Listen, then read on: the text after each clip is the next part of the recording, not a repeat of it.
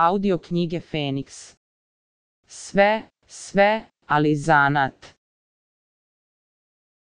Pođe nekakav car sa svojom ženom i sa kćeri da se šeta po moru na lađi.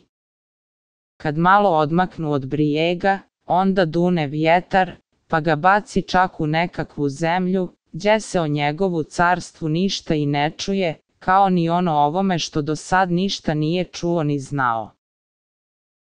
Kad iziđu na suvo, on nije smio ni kazati da je car, a novaca nijesu imali sa sobom ništa, a ne znajući nikakva zanata, nijesu se mogli drugčije raniti, nego se on najmi da čuva seoska goveda.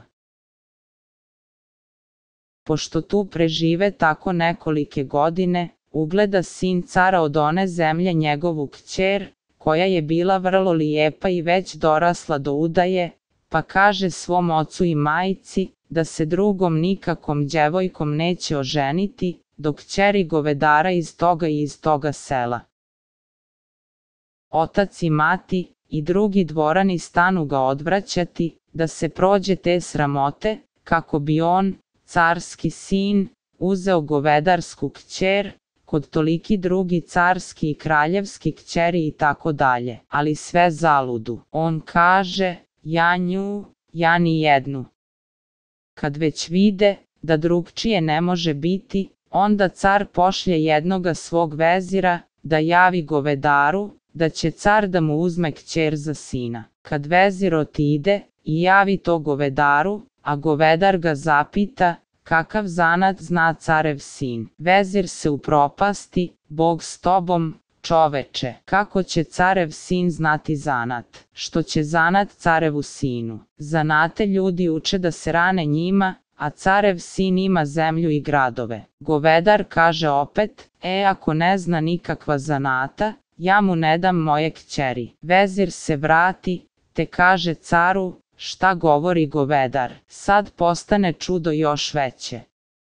Oni su mislili da će to za govedara biti najveća milost i čest, što mu carski sin uzima kćer, a on pita kakav zanat zna carev sin. Car pošlje drugoga vezira, ali govedar kaže jedno te jedno, dok carev sin veli, ne nauči kakav gođ zanat i ne donese mi svoju rukotvorinu, dotle nema ništa od prijateljstva. Kad se i ovaj vezir vrati, te kaže da govedar ne da djevojke, dok carev sin ne nauči zanat kakav gođ, samo nek je zanat, onda carev sin zađe po čaršiji, da gleda kakav je zanat najlakše naučiti.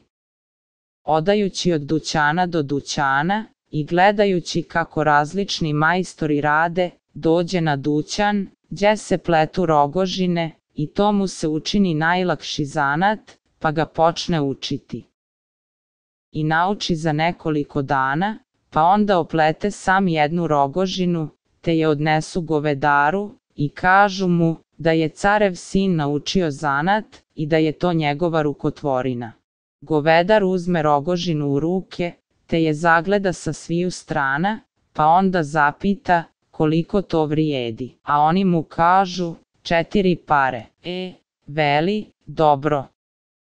4 pare danas, 4 sjutra, to je 8, a 4 preko sjutra, to je 12 i tako dalje. Da sam ja taj zanat znao, ne bi danas čuvao seoski goveda.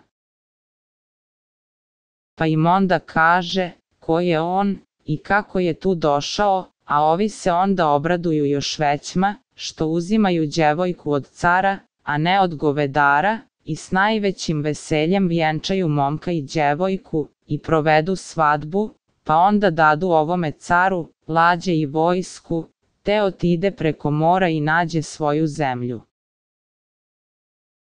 Audio knjige Feniks.